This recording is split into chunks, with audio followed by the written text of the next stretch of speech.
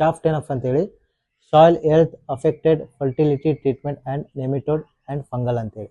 ಅಂದರೆ ಮಣ್ಣಲ್ಲಿ ಯಾವುದು ಆ ಮಣ್ಣಿನ ಆರೋಗ್ಯ ಹಾಳಾಗಿ ಏನು ಗಿಡಗಳ ಬೆಳವಣಿಗೆ ಕುಂಠಿತ ಆಗಿರೋದು ಅಥವಾ ಭೂಮಿ ಬರ್ಡ್ ಆಗಿರೋದು ಅಂತಹ ಸಂದರ್ಭದಲ್ಲಿ ಈ ಒಂದು ಪ್ರಾಡಕ್ಟ್ನ ಬಳಸೋದ್ರಿಂದ ನಿಮ್ಮ ಮಣ್ಣಿನ ಆರೋಗ್ಯ ಹೆಚ್ಚಿಗೆ ಮಾಡ್ತಾ ಹೋಗ್ತದೆ. ಮಣ್ಣಲ್ಲಿ ಫಲವತ್ತತೆ ಹೆಚ್ಚಾಯ್ತು ಅಂದರೆ ಆಟೋಮೆಟಿಕ್ ನಿಮ್ಗೆ ಬರುವಂಥ ಬೀಜ ಮೊಳಕೆ ಆಗಿರ್ಬೋದು, ರೋಗಗ್ರಸ್ತ ಗಿಡಗಳನ್ನ ನಿಯಂತ್ರಣ ಆಗಿರ್ಬೋದು ಎಲ್ಲ ಚೆನ್ನಾಗಿ ಮಾಡ್ತದೆ.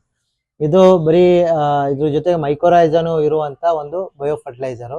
ಇದರಲ್ಲಿ 80ಕ್ಕಿಂತ ಹೆಚ್ಚು ಜೀವಾಣುಗಳ ಸಮೂಹಗಳಿದ್ದಾವೆ.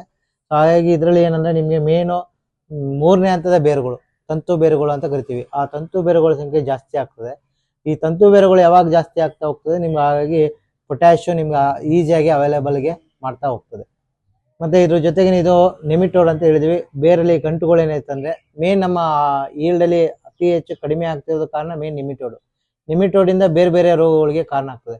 ಇದು ಬೇರಲ್ಲಿ ಇರುವಂಥ ನಿಮಿಟೋಡ್ನ ಕಂಟ್ರೋಲ್ ಮಾಡ್ತಾ ಹೋಗ್ತದೆ, ಹೊಸ ಬೇರುಗಳ ಸಂಖ್ಯೆ ಜಾಸ್ತಿ ಮಾಡ್ತದೆ. ನಂತರ ಕೊಳೆ ರೋಗ, ಬೇರಲ್ಲಿ ಏನೋ ಕೊಳೆ ರೋಗ ಅಂಶ ಕಾಣ್ತವೆ. ಹೆವಿ ಮಳೆ ಆದಾಗ ಕಾಳು ಕೊಳೆ ರೋಗ, ಬೇರು ಕೊಳೆ ರೋಗ, ಕಾಯಿ ಕೊಳೆ ರೋಗ, ಎಲ್ಲ ರೀತಿ ಕೊಳೆ ರೋಗನ ಸಹ ಇದು ನಿಯಂತ್ರಣಕ್ಕೆ ಬರ್ತದೆ. ಇದು ನೀವು ಫಾಲಿಯರ್ ಸ್ಪ್ರೇನೂ ಮಾಡ್ಬೋದು, ಡ್ರಿಪ್ಪಲ್ಲೂ ಕೊಡ್ಬೋದು. ಯಾವುದೇ ರೀತಿ ರೋಗಗಳಿದ್ರು ನಿಮಗೆ ಸಂಪೂರ್ಣ ಹತೋಟಿಗೆ ತೊಗೊಂಬರ್ತದೆ.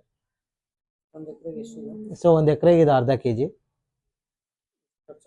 ಸೊ ಇದು ನಿಮಗೆ 600 ರೂಪಾಯಿ ಖರ್ಚಾಗುತ್ತೆ 1 ಎಕರೆಗೆ. ಸೊ ಇದರಿಂದ ನೀವು ಸ್ಪ್ರೇಲಿ ಹೋದರೆ ನಿಮಗೆ ಬ್ಲೈಟು, ಅಂತ್ರಾಕ್ನೋಸು, ಜಂತಮಸು ಈ ಥರ ಎಲ್ಲ ರೀತಿ ಫಂಗಲ್ ಇನ್ಫೆಕ್ಷನ್ ಕಂಟ್ರೋಲ್ ಮಾಡ್ತದೆ. ಮತ್ತು ರಾಟು ಅಷ್ಟೇ, ಕೊಳೆ ರೋಗನು, ಕಾಯಿ ಕೊಳೆ ರೋಗ. ಅದೇ ನೀವು ಸಾಯಿಲಲ್ಲಿ ಮಾಡಿದ್ರೆ ಬೇರಲ್ಲಿ ಕೊಳೆ ರೋಗ, ಬೇರು ಗಂಟು ರೋಗ ಈ ಥರ ಎಲ್ಲ ರೀತಿ ರೋಗಗಳನ್ನ ಇದು ನಿಯಂತ್ರಣ ಮಾಡ್ತದೆ.